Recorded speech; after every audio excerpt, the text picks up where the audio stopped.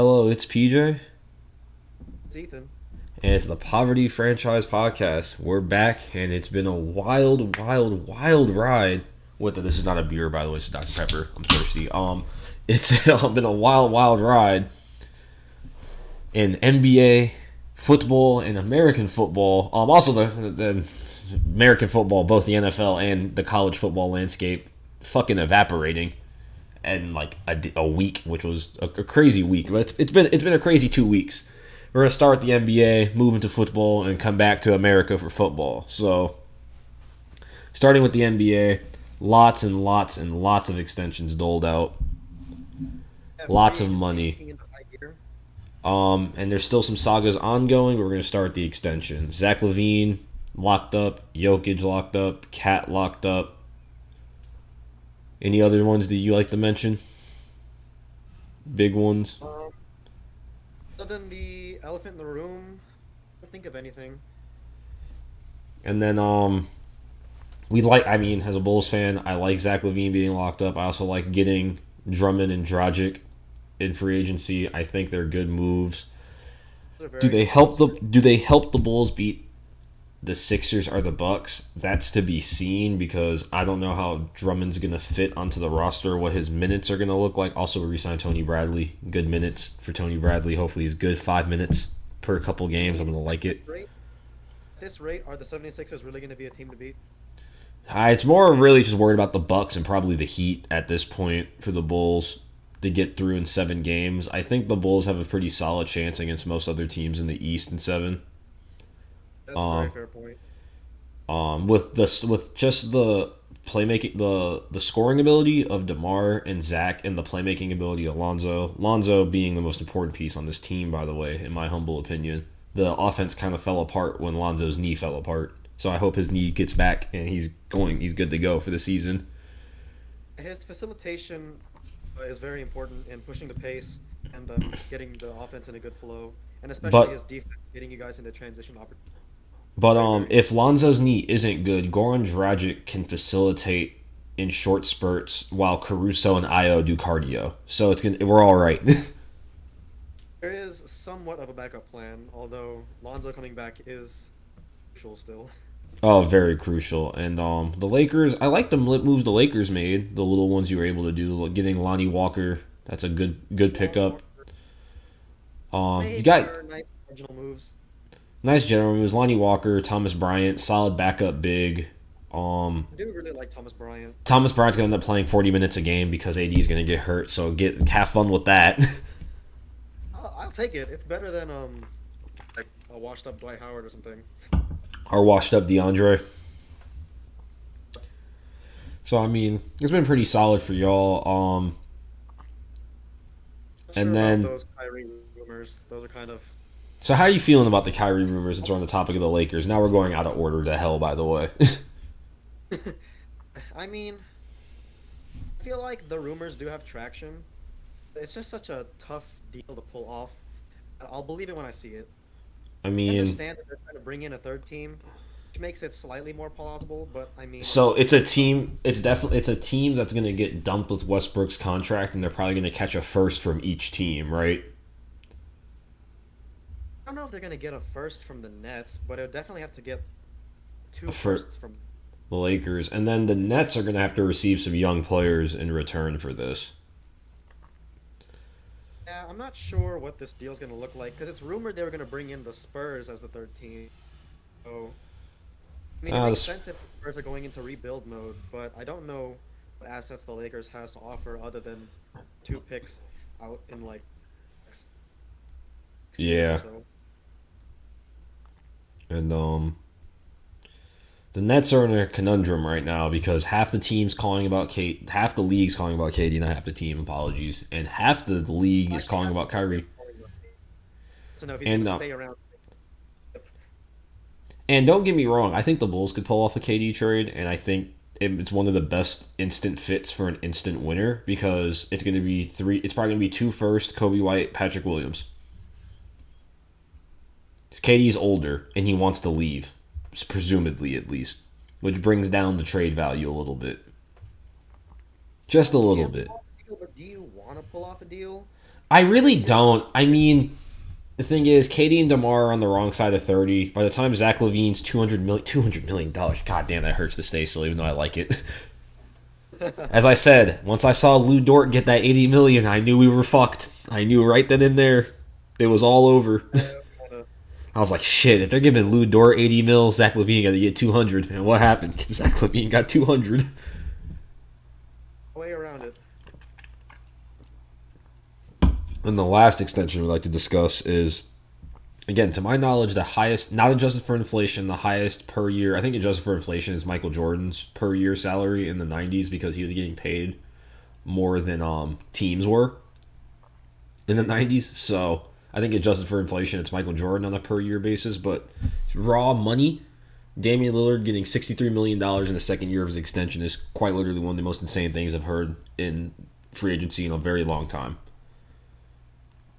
Even his age and his performance last season, it's really shocking. But I mean, He still one of the he hasn't best run in the he hasn't run away from the grind. He's been loyal to them, so they have to repay him. They ain't gonna win shit, but hey, he loyal. They ain't gonna win shit, but hey, he loyal. It's true. Sadly, he will not walk away with a ring, but they're trying, I suppose. You know what? Hey, I'll take the bag over the ring. $60 million. Fuck a ring, bro. I'll give me my 60 mil. I mean, after getting like 40 mil a year for like Hey. you get a ring. I can't just look at $60 million and be like, shit, I can't say no to that. I'm greedy. What can I say? I mean, if someone's gonna give you like 30 mil and a ring, I'll take it. Okay, that's fair. I mean, you're talking about 30 I can make my bags after I retire with my ring. role players. Don't ring chase. Money bag chase. Only superstars can ring chase. Only if you're incredibly rich can you ring chase. Yeah, G leaguers. Don't be like, I want to play. No, you want to play, my nigga. You want to play. Okay, that's a whole different ball game. But you know, there's some people out there like that. So, They really are. They respect the grind. and then another. Now we're on to the two big trades. I think we should start the smaller one. Actually, we're gonna start with smaller comparatively to the two big ones. Gallinari already has been bought out by the Spurs, and the Hawks get DeJounte Murray. I think DeJounte Murray is a perfect fit on the Hawks. I really do. Oh yeah, I think it's a win-win situation for literally all parties involved. Kind of except for the Spurs, they're just in a terrible spot where that's the best they could do. They were stuck in mediocrity, and they had to get out of it. It was time to rebuild. Very much And- so. You do get incredible draft capital back and open up some cap space. So I think it's And all it really cost the Hawks was Gallinari, and they exiled Kevin Herter to Sacramento. So, damn. yeah. Poor Kevin Herter, by the way. Rest in peace. You've been. For Kevin Herter. I mean, getting exiled to Sacramento, that's not a fate I'd bestow on many people. Okay, disregarding the city, it's now a worse destination than Detroit. At least Detroit has upside. At least Detroit got fucking upside. It's in Detroit, but you know. But the problem is, it is in Detroit. Getting traded to Detroit mid-season still got to be like the worst thing in any sport. Yeah, I don't think it. I don't think it gets. Especially if you're coming from like a solid city, you know, nice life, and now you got to live in Detroit. We're slandering Detroit. Like, I guess it depends, because I mean, like, what if you're like a G leaguer playing for the Sioux Falls, get stuck in some trade or some really weird trade with a two-way? Oh, you think you're on the Heat, but you're really playing in South Dakota. Okay, that's an upgrade. It's gotta be an upgrade.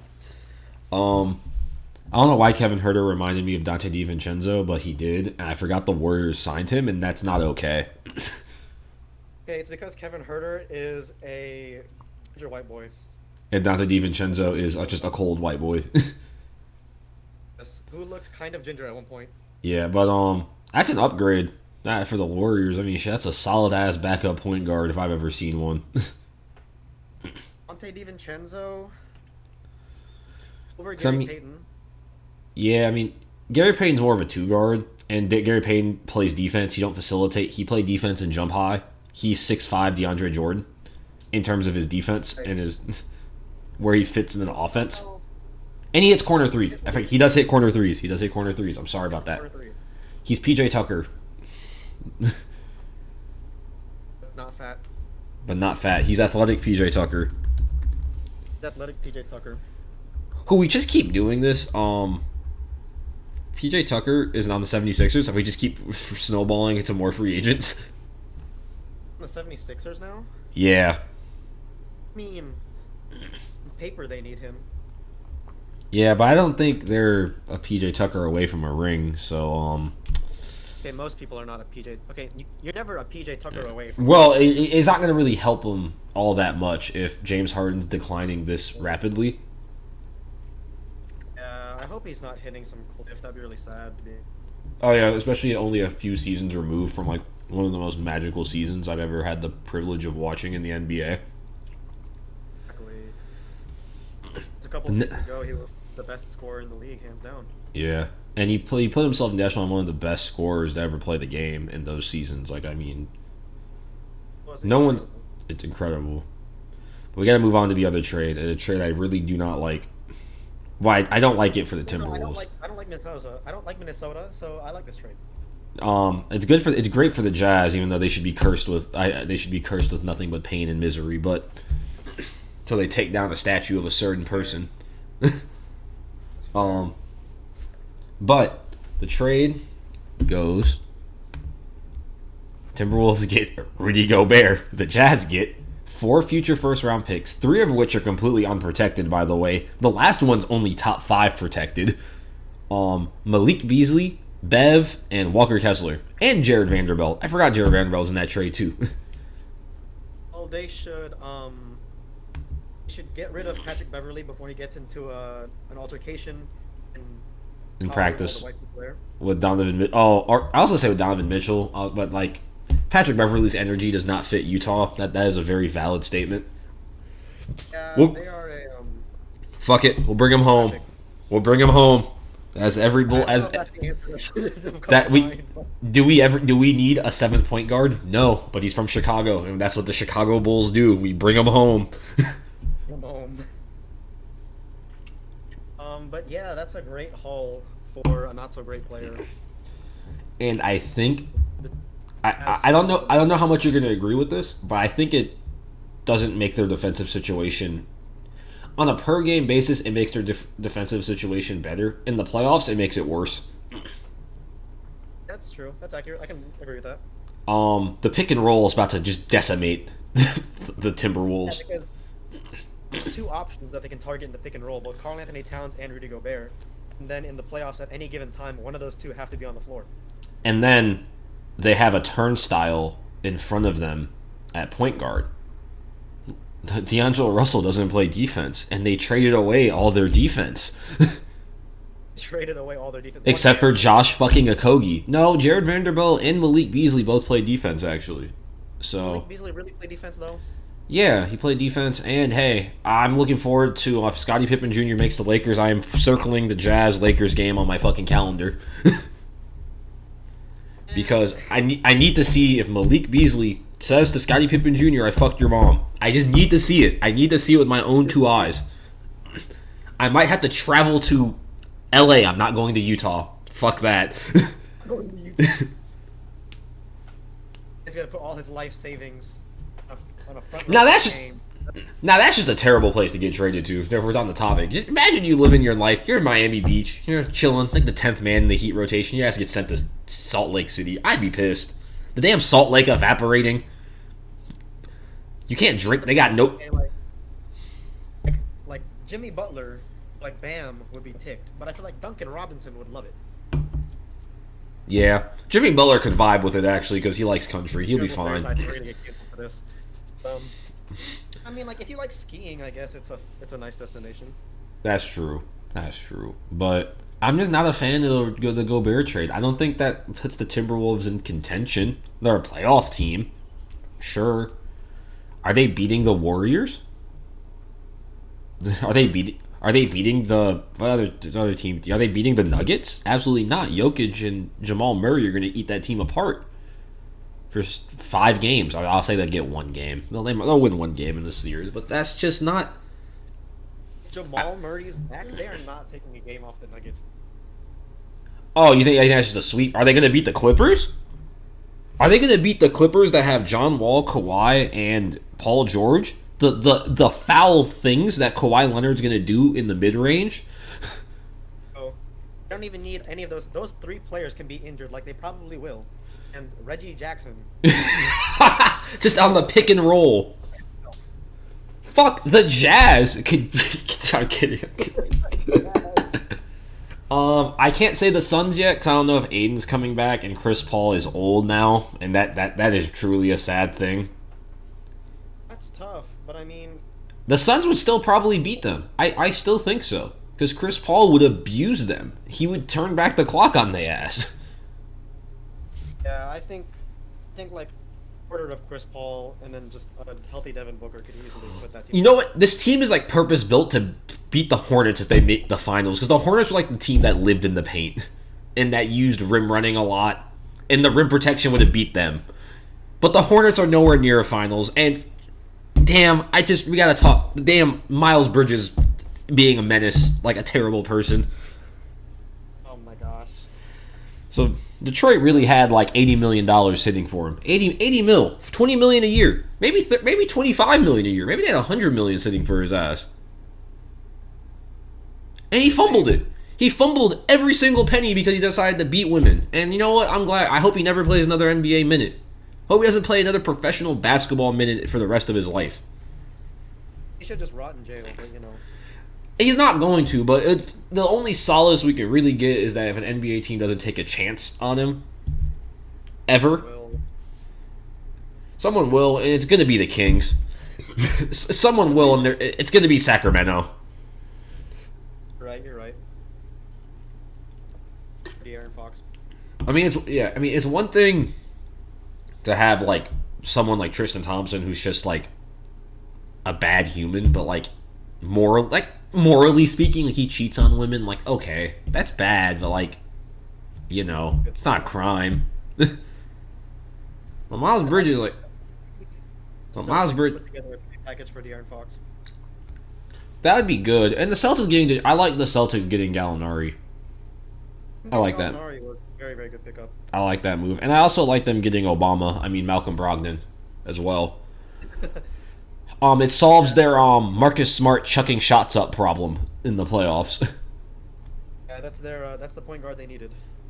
Because Malcolm Brogdon is Marcus Smart who facilitates and shoots very good from 3. How good is that? Defense, but, you know. And in the locker room is just a nice guy. This guy. He didn't almost destroy the whole team over one meaningless regular season game. I mean, he had a down year shooting last year, but career he's a 37% 3-point shooter, and I think he was hurt a lot last year, and when he's gone from his team last year anyway, so we'll figure that one out. I think his shooting's gonna come back, and then a bench mob of Gallinari, Brogdon, White. That's a good bench. That's a solid 8-man playoff rotation when you include their starting 5. Or Smart, White. the Smart still start. I think Smart's still going to start because Smart will throw a hissy fit, and it's not worth destroying the chemistry of that team. And I think Malcolm Brogdon will accept the bench role because he's a nice guy, and he's very. They both start, though. Could they both start? I think Marcus Smart starts at the 2 guard. He has the ability to defend that position. And that's true. And they just move, and you just move, and then you just move, Time Lord to the bench in this case. Yes, I think that would be the case. Again, unless it's certain teams, you might need to start Robert Williams. Right, if you need the size matchup, of course.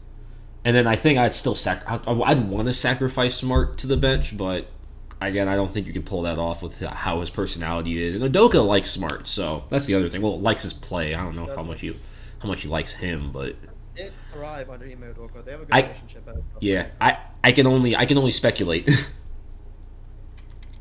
Marcus Smart is like a very one-faceted player, but his one facet's very important, and that's defense. I think in the matchups where you would need to bench one of those guards, I think you can validate having Marcus Smart on the floor so he can guard, say, like Chris Middleton.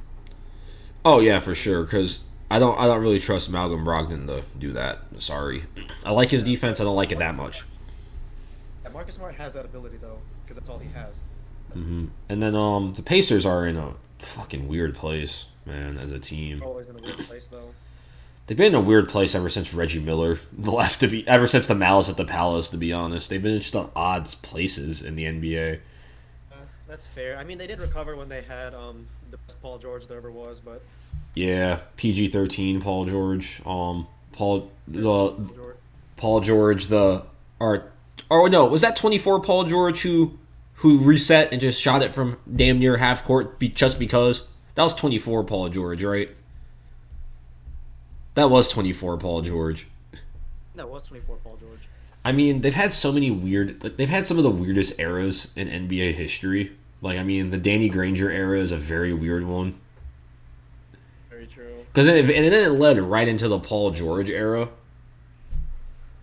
Worked And out for them, I suppose. which worked. I mean, a conference final appearance. So if they had a center that wasn't as sorry as Roy Hibbert, they probably go to a finals. At So, least one. I don't think they take away like I don't think they just dominate the Heat all those years, but I think they'll make a finals. I don't think they beat the Spurs, probably not.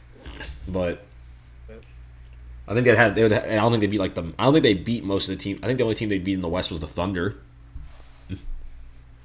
But that's just odd. Those are odd teams. but, yeah. And now they're just in this kind of flux where I guess they're just going to rebuild around Tyrese. Miles Turner is going to eventually find his way out of there so he can build more Legos and have fun. Yeah. They can dump Buddy Hield for more young players. Draft capital at the deadline this year because someone's going to need a Buddy Hield, a competitor. Someone's going to. Getting stuck there for a whole other season. Oh, Hield or Turner? Just both maybe. Both. And Just then because the pace has been very quiet on the South. cough cough. I know the team that's going to trade for Buddy Hield, and I think it's the Bulls, and I think it's going to involve Kobe White, who is now surplus to requirements. I think if it's halfway through the year, Alonzo one of the guards is hurt, which is a pretty fucking high possibility because the Bulls are cursed. I think the Bulls move for a guard. I think they move for Buddy Hield though. Kobe White and it'll be a late first at that point. I don't think Buddy Hield is an upgrade over Kobe White, nor is he even the same type of player. That's why. But Kobe White is going to get traded this year. There's no doubt in my mind. For someone, it just depends on what player and what the Bulls will need at the deadline. Because I don't think he's going to get dealt before. And you can't waive a player like that, so he's going to get traded because again, he's just kind of there's no spot for him in the rotation really. Because I mean, Package for somebody. I think the team plays better with Io on the court. Right? They have Goron. He can find his way onto the floor. But it's just going to be with a lot less minutes. Yeah, in the regular season, I think he can definitely get minutes, but in the playoffs, it's going to be a little bit tough. But and then is there anything else we want to talk about NBA wise? Do you think the Hawks are now a contender with DeJounte Murray on the court? The Hawks are contender. I mean, Are they just one more piece away? Or do we like the starting lineup of I have no idea who's playing the three there, by the way, but I do know the other four on the court. it's DeAndre Hunter at the three. DeAndre Hunter, right, yeah. So Trey, DeJounte, Murray, Hunter, Collins, Capella. That's a good starting five. Collins' defense is an issue. Yeah, that front court defense is a little lacking. I mean they have Oneka Ngannou off the bench. They have Sharif Cooper off the bench. And they have Bogdan off the bench. And I forgot they just signed Frank Kaminsky for the bench too. Is Solid this rotation. yeah?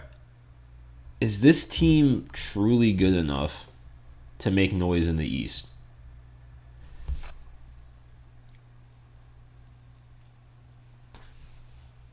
Are they a first round out? I don't think they're first round out.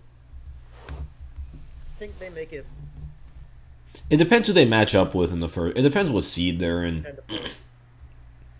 Of course, there's going to be injuries and stuff that affect everything, so it's really I think if they get into if they can finish in the top four, they'll be in the second round for sure. But if they finish seventh or eighth, if they're in the play-in and they got to play the Bucks or the Heat, if let's say they're the first and second, respectively, they're fucked. it's going to be a tough matchup. As most as most teams would be, of course. Right. Barring, everyone's healthy and whatnot, we can't truly say, because we don't have the power of foresight. So, but the NBA will be very interesting next year, as it usually is interesting, except for that time when KD was on the Warriors and it really wasn't interesting. Yeah, that's fair. But yeah, this one should be a really interesting season. And hey, Chet looked good, so we'll come back to you on that when when NBA training camp really opens. I mean, the summer league. I mean, Chet looks good. Kenny Lofton is a big dude. He gonna do that to people. People shouldn't look into that. It's going to be pretty surprising. I think it's Kenneth Lofton, right? I keep calling him Kenny. If But it's Kenneth, we can just shorten it to Kenny. yeah, but Lofton Jr. That's a good player. I think he's gonna start out as just bench points, and I think he's gonna evolve into a solid starter in the league. He has to worry about that lateral quickness, and if he gets his shot just a bit more consistent, he'll be a starter. So if he can hit threes at a decent rate, I think if he just hits them at around 33%, he shoots 4 or 5 a game, hits 2 of them, not 2, hits 1 to 2 a game, he'll be fine. yeah, he'll be great. It's a shame Lofton's a first round pick 15 years ago, like without a doubt. Oh, for sure. You just have to hope that his knees, of course, stay healthy. Hold up, because he has a lot of mass, but he don't really jump all that high, so he not Zion. It's so fair. Moving on to the world of football now. Lots of business has happened since we've last talked. Transfer market was open and active. And it's active this year. People are spending that money like they don't have any more of it. So, True. I think the first business we're going to discuss is the most recent business. Sterling to Chelsea for $45 million, if I'm correct. All said and done, plus with We the have it backwards, 50 million. it's $50 million with the add-ons, right? Or is that after the add-ons? Something like that. £50 million. I think it's good business for both sides. Yeah, a decent price. Sterling. Like it. Pep didn't really like Sterling all that much anymore. And Tuchel does. Tuchel does. And hey, we're gonna get we're gonna replace Kyle Walker here soon because we need a left back because Jao can we need a left back because Jao Cancelo. Yeah. Or we can play Mark Cucurella at the right side. Whoever gets old first, because Zinchenko might be leaving. I don't think he's going to leave this summer. I think he'll probably leave in January, though, because he's not getting the PT he needs. And Zinchenko is a good player, but I don't think he's a Pep Guardiola starting fullback caliber player. Yeah, that's a fair point. I just don't think it's not the right system. And but Sterling goes to a place where he's gonna get starting minutes. I think he'll start most of the games for Chelsea. The meme I sent you, when Sterling's forced to play right wing back by Thomas Tuchel. Sorry, I don't know why I found that funny. But how do you envision him fitting in? I mean, with Ziyech probably going to Milan, will he start up top and Timo's just gonna get paid to not play for the rest of his time at Chelsea, which is good. By the way, we're not saying it's a bad thing. I mean, aside from off matches, I do expect Timo to get pushed way out of the rotation. Um, you can imagine, sadly, Pulisic probably getting more disgruntled with bench role. Are planning on making more moves.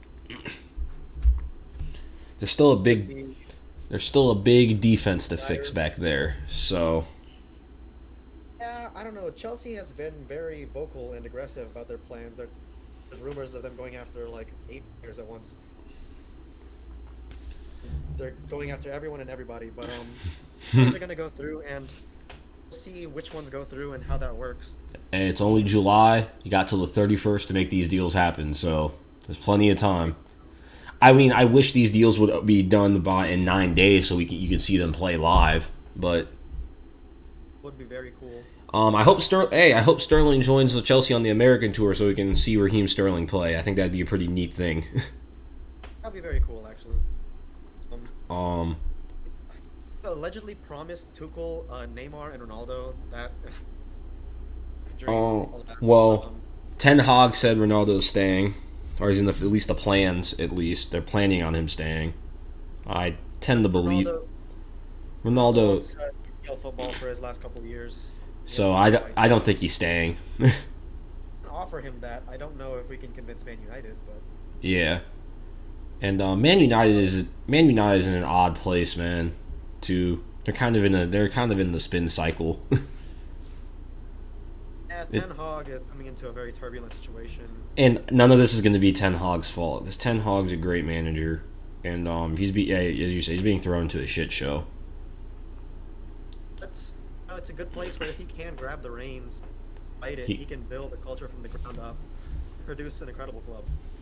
I think Man U's going to have to go back to their roots. They're going to have to look into their academies again. They're going to have to do it that way. I think the spend money route did not go well for them. I think they're going to have to go back to what made them. Their scouts are terrible, but That could be true. That's probably fair.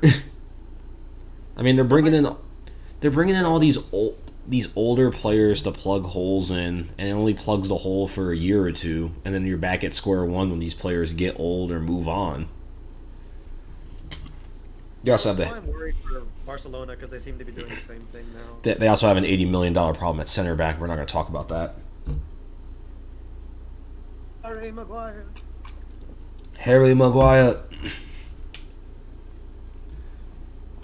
Yeah, there's lots of things going on. And then Richarlison to Spurs. I like the move.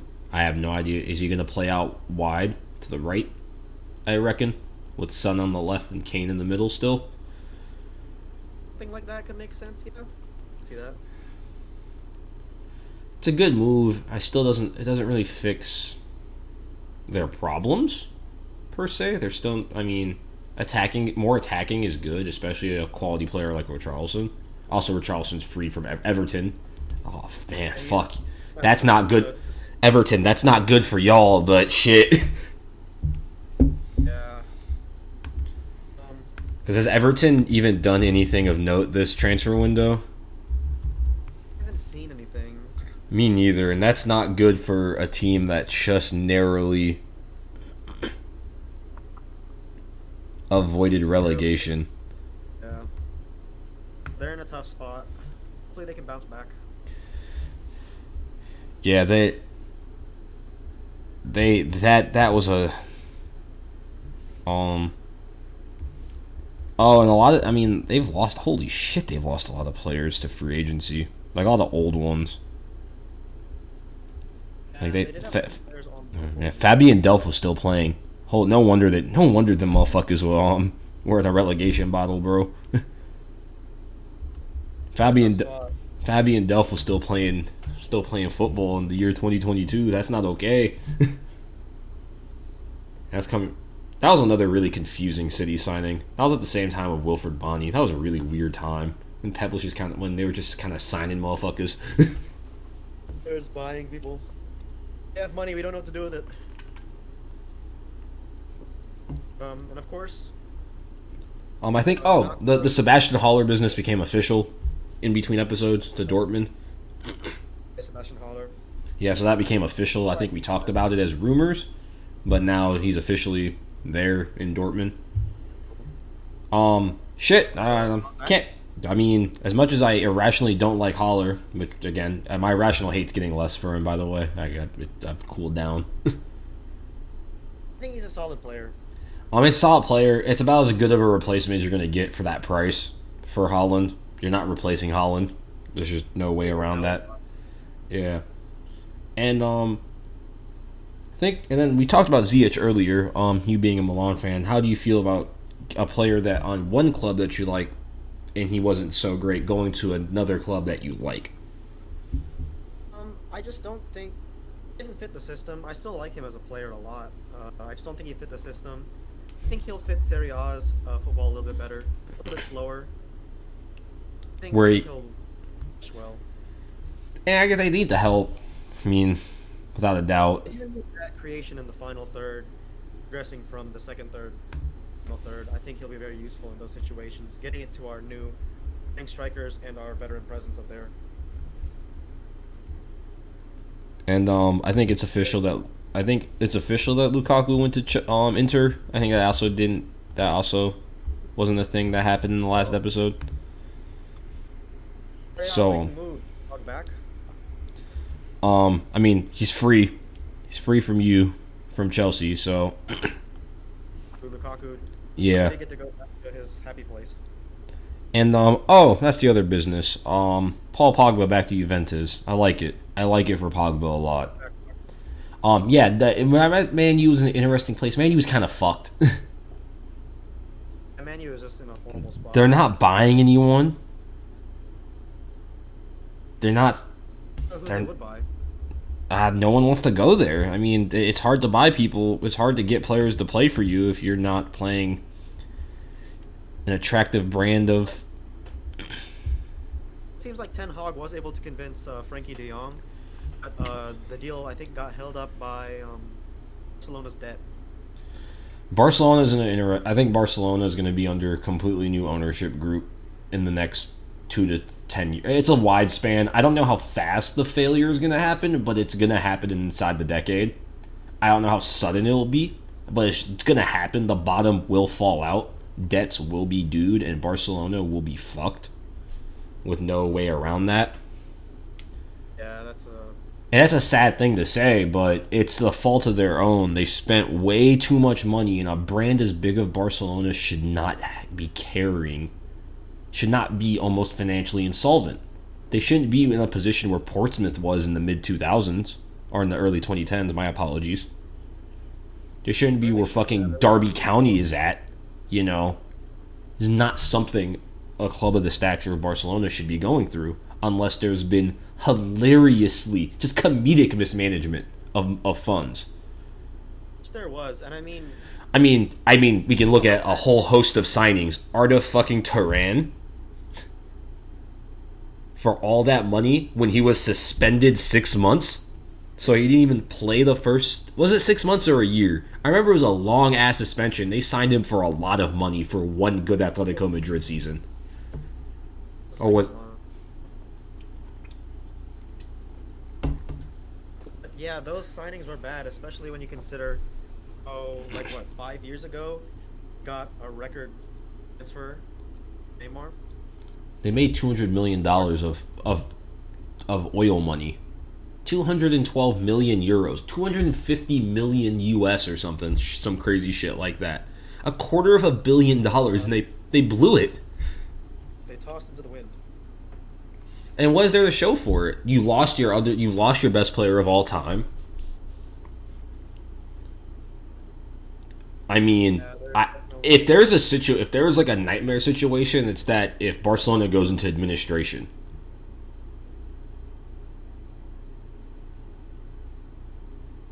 Spotify ain't gonna bail him out of this one. I have faith in Laporta to keep them out of that much trouble, but it's gonna be a tough climb for them. I wanted to bring up that that Newcastle made a $30 million signing for center back from Lille. The Dutch center back, Seven Botman. Oh yes, Sven Botman. Sven, What a hot topic. A lot of teams have been going after him. Newcastle. I mean, that's a quality signing in a position of need for Newcastle. So I think Newcastle will be solid mid-table team next year. I think if they keep, they're on the right trajectory from last year once the ship got righted. Yeah, and I think they're figuring it out. I don't think they're going to be even contending for. I would not want to contend for a Confederations Cup spot. That's just more games for my players to get hurt for meaningless bullshit. So we're competing for Europa League spots at here. Europa League only.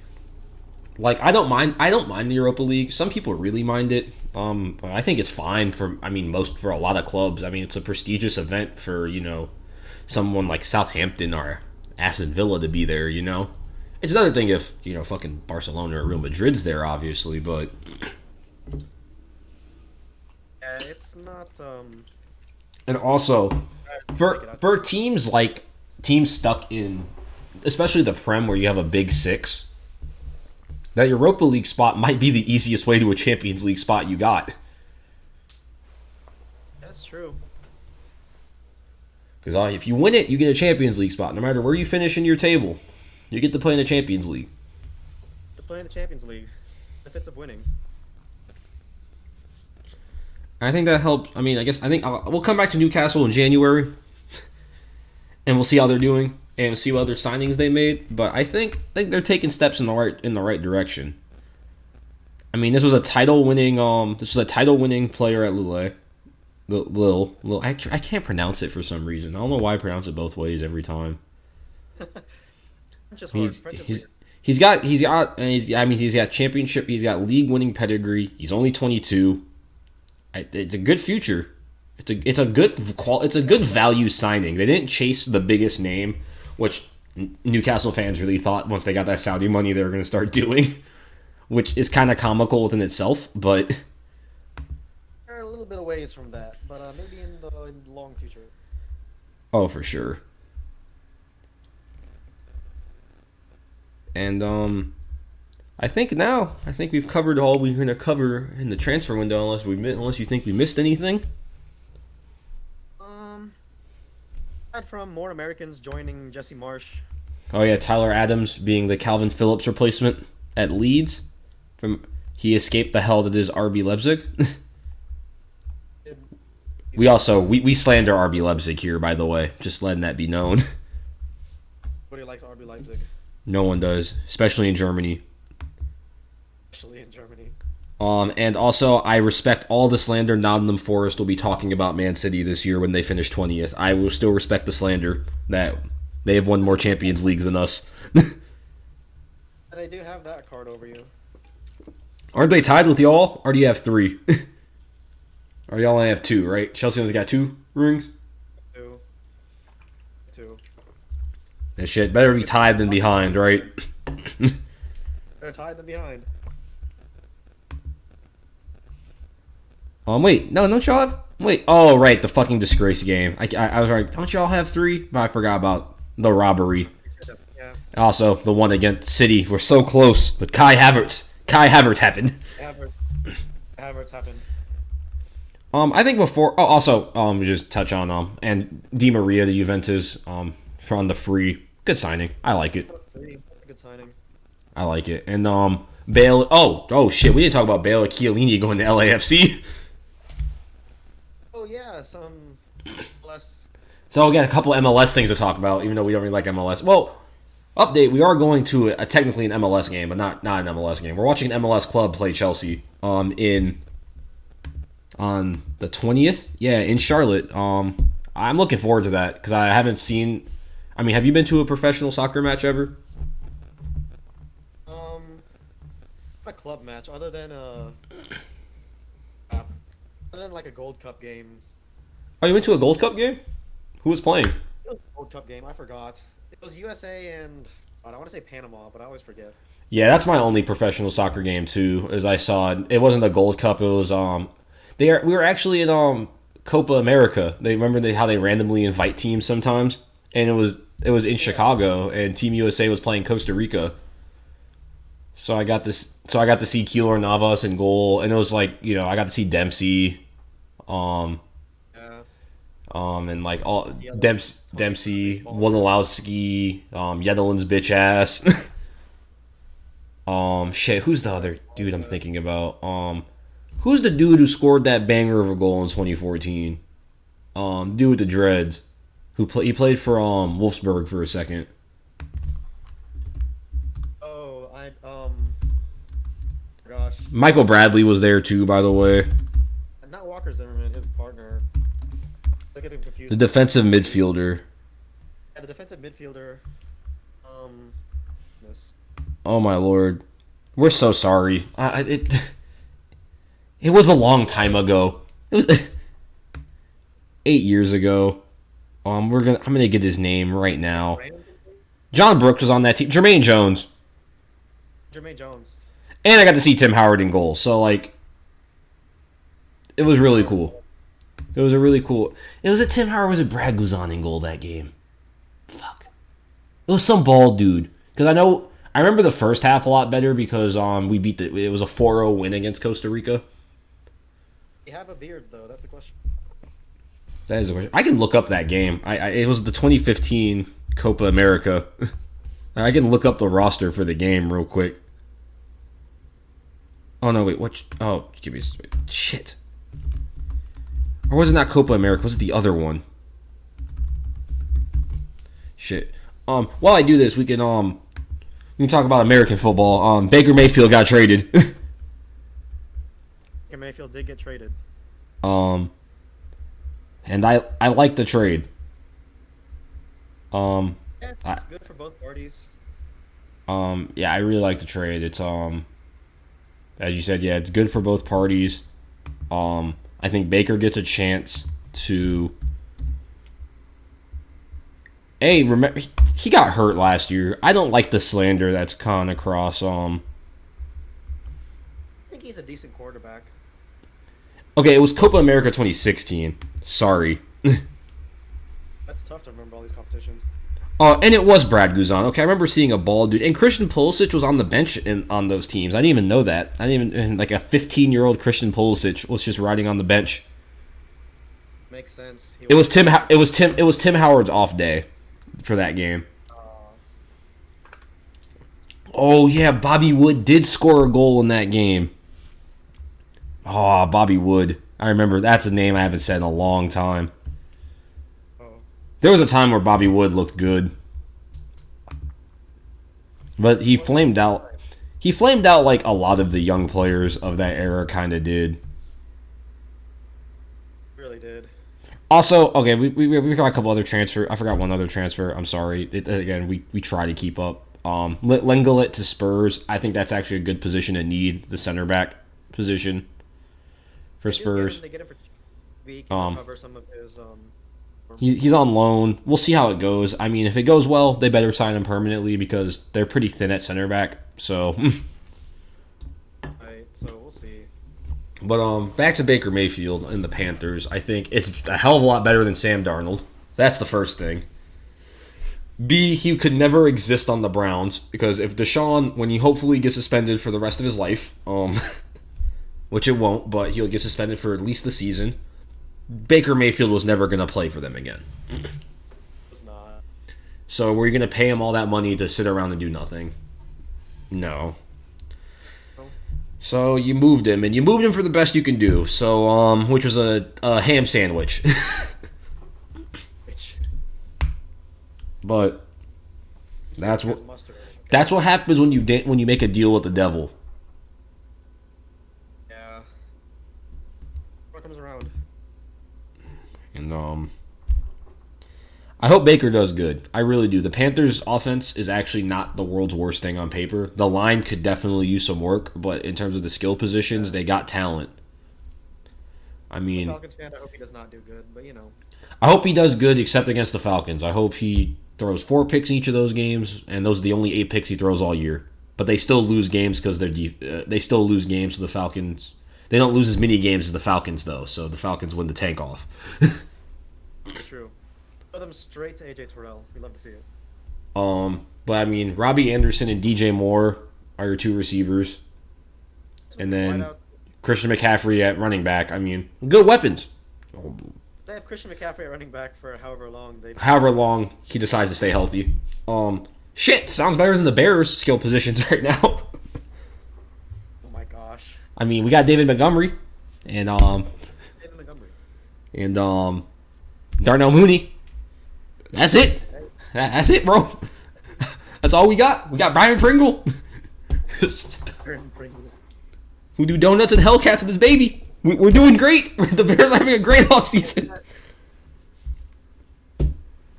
Yeah, we're doing great. Speaking of the Bears and having a great offseason, Ryan Pace is signing like half of his ex-employees. How do you like that? To be honest, like, a lot of the ones that he signed, I kind of like the signings.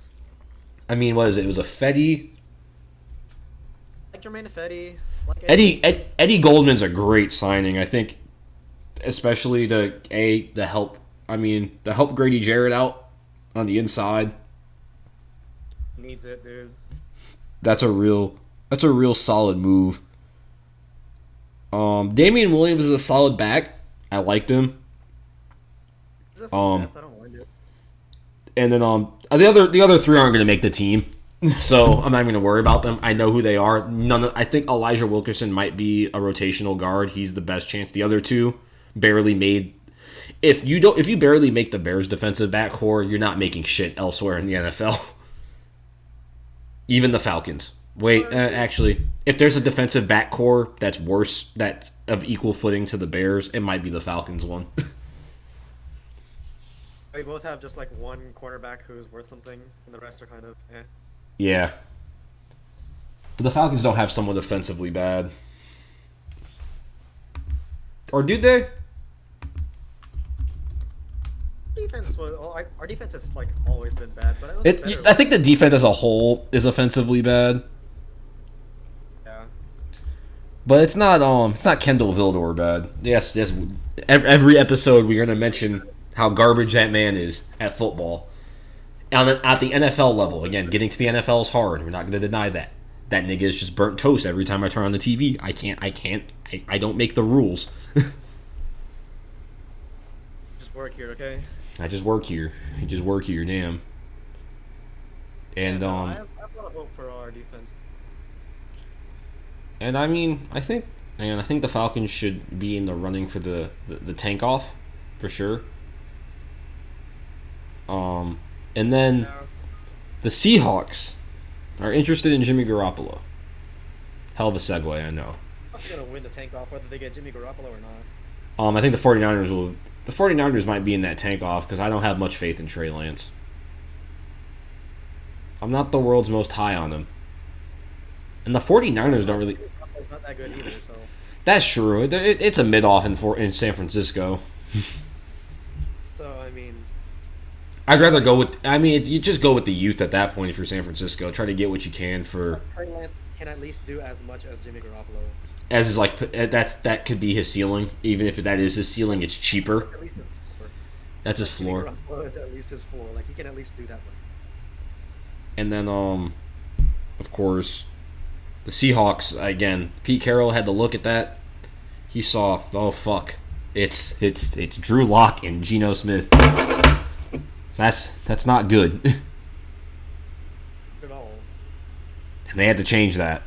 And they fucking changed that. Or they're gonna change that at least. That's presumably what's gonna happen. The Seahawks are still royally fucked, by the way. They ain't doing they're in the tank off. I mean, yeah, because even if they do get Jimmy Garoppolo, he's not gonna be able to stand upright and throw. Yeah, I mean, who's he gonna throw to? Go route McGee. Tyler Lockett. They got. And Okay. it's gonna be a long season for the Seahawks. It's gonna be a long season for the Seahawks, man. It's gonna be a long season for a lot of NFL teams. It's gonna be a long 17 fucking games. I don't think it'll be as long for us because we're just me and you both are just looking to see which one of y'all are worth keeping. Yeah, I'm just trying to evaluate the rookies. I'm just trying to see if Justin Fields can break our wretched QB curse. I pray to the gods he is the one. You're the chosen one. I hope he's the chosen one. Shit. Me too, man. I just don't need Revenge of the Sith. I don't need the Revenge of the Sith arc to happen because that means he's gonna end up going to the Packers and be Aaron Rodgers' replacement or some shit. You know how heated I'd be if like Justin Fields was like kind of ass for the Bears and then goes and beats Jordan Love out after he's been a rookie for like 6 years without playing football for the job and then balls out for the Packers. You know how mad I'll be. He plays terribly for the Bears. The Chicago media slanders him. He leaves. Then Matt LaFleur somehow resurrects his career and turns him into Aaron Rodgers 2.0. Well, they turn him into Black Aaron Rodgers. I don't know enough. I don't know if I can watch NFL football anymore. I think that'd just be one too many heart wrenching. I can't do that, man. I can't. I cannot go. I cannot be as a kid who could barely remember seeing Brett Favre doing what he did to now all the time I do remember was Aaron Rodgers doing me bad to then a third straight quarterback doing me bad in the city bad. I can't do that, Ethan. I can't fucking do it. Be ultra disrespectful. It was a quarterback that you guys once had. Yes. Let's hope that's not the case. I'm just saying the Bears could have drafted Aaron Rodgers, but we thought, hey, Rex Grossman and Kyle fucking Orton were the fucking... God damn it! I mean, to be fair, you guys weren't the only team that didn't think that he was a good I know, but like... True, but I can still be mad about it. Who am I kidding? Other teams could have also picked him. To be fair, who am I fucking kidding? The Bears would have ruined Aaron Rodgers somehow, too. Maybe. Or did you would have pissed them off so much he would have left after 3 years? It would have been like Brett Favre on the Falcons. Maybe, yeah, I can see that. This time with a young quarterback. Oh, yes. And then, I think on to the last topic of the day. College football or college sports, because this is not just football. College sports are kind of being destroyed right now. Everything's a shit show. The conferences, this is a massive realignment that has never been seen before in college football. Or college sports. I gotta stop saying college football. This is affecting all college sports. No idea what prompted them to do this. This year, I have no idea. I mean, Texas, Oklahoma leading for the SEC. I didn't think it was gonna. I thought the ripple effect would be okay. You're gonna have some teams from the Group of Five, teams like Memphis, Cincinnati, UCF. Trying to think of other ones like some MAC teams like Northern Illinois, and maybe some really good FCS teams like North Dakota State coming up into Power 5 conferences as room was left in some for like internal movement, Right. Which did happen because Memphis, UCF, and Cincinnati. What's the fourth one? I always forget the fourth one that joined the Big 12. Fuck. Tulsa, I think, if I'm not mistaken. I could be wrong about that. From the American, joined the Big 12. I'm like, okay, it's a solid move for the Big 12 if they're losing Oklahoma and Texas, Right. But then the LA schools just decide to say, fuck it, we're starting a goddamn fire sale and decide we want to go to the Big Ten. I'm just... Want to go to the Big Ten. I'm like, what? What the fuck? I imagine you're a Rutgers student, right? Imagine you're a Rutgers student and you gotta go you're a Rutgers, like, basketball player. And you gotta go do an LA swing and you gotta come back the next day and go to class the next day because that could be a Tuesday night game. That's terrible, but like... Bro, you're flying back it's 4 a.m., bro. You gotta go to class that morning. Oh, they're not going to class after that, dude. They're not going to class. But you know what I mean. Like, you still gotta do homework. That's fucking awful. Like, the athletes do homework, dude. Okay, it's just a bad situation. Okay, the team manager who has to be with them. Feel for him, bro. He gotta do homework, Ethan. Feel for that guy. He gotta go to class. The athletes are gonna go play their game, and then they're gonna go to some LA like parties. And then they're gonna go play 2K. Then they're gonna go home, go to sleep, and play 2K, and go to practice. Sleep on the plane, get off, go sleep in their bed, and then not go to class. But it's a logistical fucking nightmare, It and doesn't make any sense. it doesn't add anything to the Big Ten. I mean, basketball wise, the Big Ten becomes an even better conference. Cool, right? Football doesn't get any better, though. Football wise, no. I mean, sure, USC might be good this year, but I'm not really the world's highest on this Lincoln Riley era of being a CFB contender. The Big Ten is going to cannibalize themselves. The only thing I But- can think of it making is it makes them a good volleyball conference now because Oh, yeah, great volleyball teams. they're going to be goated. But also, yeah, I just said my opinion. I don't think USC is going to be anywhere near the CFB, even if they stayed in the Pac-12. If they were, they're not going to. They're not going to win. They're not going to lose more than. They're not going to lose less than one game this year. I don't believe that. Not one bit. But the only good thing, I mean, it's all going to happen in about 2 or 3 years if all this shit does happen, is if the other conferences just kind of fucking do what they said they're going to do, and just the ACC dissolving might be like the wildest part of this whole story, because this somehow kicked this off. Because now the ACC might dissolve because the SEC is like, okay, FSU, Miami, Clemson, y'all want to come to the SEC? That would be wild. The SEC would be hell. The SEC would never produce another playoff team unless the Big Ten like absorbs half the Pac-12 and everyone's cannibalizing each other. I feel like Be- it's just gonna turn college football into one, like, in just two giant conferences. It's gonna be the big 28 and the SEC.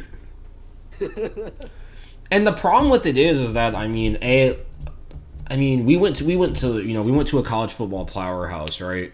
But I feel bad for your longtime devoted fans of somewhere like a TCU, somewhere like what's another like Big 12 school, Oklahoma State. These aren't small schools by any stretch of the imagination, right? Washington State, Washington, Oregon State, Cal, Berkeley. These are big universities, but they're going to be frozen out of this fucking process because these super Teams don't perform to the same degree that yeah, and then like these teams like Cincinnati, Memphis, UCF who've done it right. They've built their programs like year after year, getting better, like building solid teams year in, year out, producing the Power Fives coaches for the last 15, 20 fucking years. And now they finally get to a Power 5 conference after all this work, all this fucking time going from, UCF went from D3, D2, FCS, FBS. Like, they went through it all. But after Memphis and Cincinnati went all that time grinding in FCS, all that time grinding in the group of 5, they finally get a chance to be like, okay, we're in the Power 5, now we can compete for playoff spots. Finally, legitimacy. Just for it to be fucking taken away from them the first year they're in. because the big wigs are going nuts. And then also all the small ACC teams. The fuck, Syracuse, Pitt left the Big East to play football. West Virginia, Now, who, I don't know. and what the fuck are they gonna do? Is there gonna be a Power 2 in a group of 10 at this point? Like, I don't think it's good for college sports. It's not. I mean, I really don't. I don't mind. Again, it'd be fun for us because we get to play South Carolina for a conference game. That's fucking neat. It's kinda But cool, yeah. and I mean, the SEC will never send a playoff contender again because Clemson and Georgia being together in the same conference. The Clemson, Georgia, Florida, FSU, like that's fucking wild. Feels like it has larger impact on football at the moment, but I mean, like, it makes the CFP redundant almost. Yeah, we're stuck with that till 2026, and all these moves are planned to happen in the 2024 season, so 2 seasons away. So we're going to be stuck with 2 seasons of 4-team playoffs, where you honestly will have to they're going to be making the case for like a 3-loss team to be in the playoffs over an undefeated team. Because they played in these stacked ass conferences, I don't think that's right. That's not right at all. No, it's not. And how it's gonna fuck up the other sports too. I mean, Hey, Clemson doesn't have the sports that every other SEC team does. Let's just get out of the way right now. We have a lacking ass athletics department as a whole, like just from our point of view, right? Yeah, because football absorbed so much of investments. It tapped all of the funds from any other potential program we could have offered. Like we don't have all the sports the SEC has to offer, and the sports that we were mopping people in the ACC with just happens to be what the SEC is amazing at. Softball and baseball, yeah, that's tough, nigga. they mid now. Average now. You're welcome. Basketball gets a little better, I suppose. That's about it. SEC basketball is not ACC basketball. I can say that. Yeah, that's true. Because, I mean, let's see. You got Florida, Auburn, Bama. And then I also have to remember that Oklahoma and Texas are coming in, and Texas basketball is really good, actually. True. 'Cause And basketball's okay. Yeah, so... And then, I mean, the Texas and I was okay with Texas and Oklahoma coming to the SEC. I was only okay with it because I knew, A, they're not going to really move the needle that much in the SEC, and B, they were being replaced in the Big 12. Yeah, exactly. Because also the Big 12 is gonna lose West Virginia, because West Virginia is probably coming to the ACC, which why they were not in the ACC, because they're in the Atlantic region of the country, like they're closer to the Atlantic Ocean than Texas. I never got why they were playing. That point put aside for a little bit, right? Right. I'm glad that they're getting more teams in the Big 12. I'm glad for. I'm glad. I just like. I kind of like chaos in the college football season. I like the madness of it, and it sucks that every year that madness ends in Alabama, Clemson, Notre Dame, Georgia. Well, Cincinnati's been thrown in the mix. Cincinnati did get thrown in the mix, and they're being the first group of 5 team to make the playoff. That was really impressive. Sure, they got fucking waxed. However, that's sometimes how it go. That's how it be sometimes. That do be how it be. Sometimes you get waxed, and there ain't no shame in getting waxed. And there's shame, but you made it to the playoff. There's 130 FBS teams, right? Only 4 get to go to the playoffs at the end of the day. Part of the chosen 4. Yeah, shit, we weren't there. We lost 3 games. We lost, and we played the worst football I've seen in 4 years. Cincinnati would have beat this dog shit out of us. That's a damn fact. Actually, I probably would have been like one of the worst football games played this year. That should have been like 9-0 Cincinnati. 9-0 Cincinnati. Their offense is a little bit better than that. Okay, that's true. I gotta remember that we let GT score more than 9 points. 15-0 Cincinnati. Our 15-0. offense ain't doing shit against Cincy's defense. Oh, we weren't. Sauce Gardner was clamping everyone. Oh, the war crime Sauce Gardner would have done on Nagata and Justin Ross. Oh Lord, the things he would have done to DJ. The easy picks. Easy picks. Easy. Thank goodness we did not see that. Oh, thank the Lords. Thank God we beat Iowa State in the Cheez-It Bowl. That would have been embarrassing if we didn't win that. I have hopes for next year. Now looking at college football and just next year, fuck all the conference talk for a second. Next year looks interesting. It really does. A lot of teams are reloading right now, like as they always are. And I mean, you do have some interesting players in the mix. I mean, the Pac-12 is going to be very interesting to watch to see who wins that conference. Oregon's good. USC has arisen from the ashes with basically a whole new fucking football team of mercenaries. The ACC is getting rid of conferences after this season, so that's actually really nice because the conferences never made sense in the ACC. So, Never did, yeah. And I mean, there's real competitions going on. And I think the Clemson QB competition is one of the most interesting in the country. And I do not think I still think DJ will be the day one starter, but I think it's going to be the same thing as Kelly Bryant, and he will be gone in 4 weeks within 4 weeks. hope so, because he's apparently not the future for us. No, he is not the future. And DJ was a failed experiment. And hey, that happened. Sort of like, Here's the thing. but That happens sometimes. this happen in sports, more often than not. Oh damn, we really just do not have a good fucking game this season. Schedule. I mean, we start out at a GT, and that's at Mercedes Benz. I know that. It's a Monday night game in Atlanta, but it's not at GT Stadium. Then we have the two bought wins. We have Furman and Louisiana Tech. Okay, get those out the way.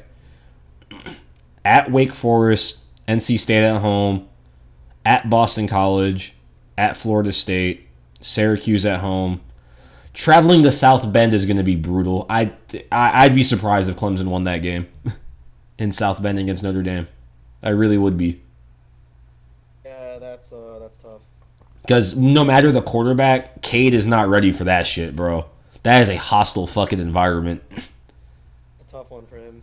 And then we end with a 3-game homestand: Louisville, Miami, and South Carolina. Obviously, we'll always smoke on that pack every year. I do not care how bad Clemson is. Every year we beat South Carolina. I don't care. I don't care. Figure it out. Figure it out. Figure that shit out. That dub. It's interesting because I think Clemson probably can get out of this with they're probably going to lose 2 games. I think NC State plays real good against us. It's a honest to God rivalry. Yeah, we'll And have we- to see how well the rest of the team pans out as well. I mean, we lost a lot of players. Like half the linebacking core left. We lost basically the emotional leaders of the defense and the physical. Like Booth, Skowski, Turner are gone, right? As much as we like Makuda, right? Is the freshman Yeah. sophomore. Real good. Trent Simpson, another real good player. The D line's basically back intact, and they're going to be healthier this year. And the most important thing is Clemson's got to stay healthy. We got injured to hell and back last year too. I think that's the other thing. Even if we didn't get injured to hell and back, I honestly believe we still lose all the games we lost. We just don't. As I said, we went 2-10 that year, but we got bailed out by the defense in all but 2 games. Or we got bailed out by some magical miracle of ineptitude from the other team. Miracles or grace of our defense, we got bailed out. And I think a good way to end it would be how does Georgia fare next year? Georgia next year. I don't think they're repeating. I'm gonna just go out on a limb and say that. Yeah, I don't know. I mean, they opened the season with Oregon and Atlanta. That's a great football game. Good game. And then their first SEC game is South Carolina in Columbia. Then they go through the normal gamut of Georgia football. Auburn in Athens, Florida in game. Oh, Florida and Jackson. Oh, I forgot to play the cocktail party at a neutral site. I always forget about that. Cocktail party. They should win the cocktail party. Florida hasn't gotten much better on paper. Georgia might have gotten much worse. That's a tough. That's call. true. That is a fair point. Have they gone to? But I think it'll be interesting to see what happens. It's always interesting to see what happens in college football because it's much harder to really predict the middle of it because you don't have as much data, resources because they're college kids, not professionals. Yeah. It's a much harder predictor. You never know who's just gonna break out into the scene and be just on fire, right? There's always that one team that starts out like 6-0 and finishes like 8-4. And it's of course they're not professionals. They're still developing. They're still progressing. They're still growing. there's just a lot of external factors that are affecting them as well. So it's really tough to predict. Also, for y'all out there listening who may be older and are not college kids, they're college kids. Like, they're doing college kid shit, bro. I don't know what you want us to say. To an upteenth degree, they're doing more college shit than we did. That's for sure. And they're still showing up and playing some kick-ass football. I would be debilitated, demoralized. I need a defibrillator after putting myself what they put through in a week. Their morals are pretty high. Their fatigue also high, but But as always, it should be very interesting. Again, it's gonna. I think the NBA are gonna be very interesting. The NFL is gonna have also the Panthers and Browns play each other week 1. I think we should fucking mention that. I'm watching this. I am watching the shit out of that game. I'll see if I can watch that game. We'll see. Yeah, and also we're gonna be getting updates straight from Japan about I think it'll be fun just to talk about because I've now started getting my Instagram recommended about that volleyball league, but only the women's version of it for some reason. I wonder why. The J-League? Yeah. There was like some fan cam of like one of the girls on it. It was really weird. Cannot wait to go watch some. But yeah, I would definitely want to talk about that because I think other than talking about the sports we watch on this show, I think it's cool to talk about stuff that stuff in the sports world that's very unique, especially to American audience, like professional volleyball, which just isn't a thing here. It's not very lucrative. I find it really funny that Wilt Chamberlain of all people tried to start a professional volleyball league in America. I think that's just like one of the funniest facts about him. It's actually hilarious. Because he's like the most broken volleyball player on paper you can think of. Because he's a 7-foot dude with long ass limbs who has one of the highest verticals in NBA. Jumps very high.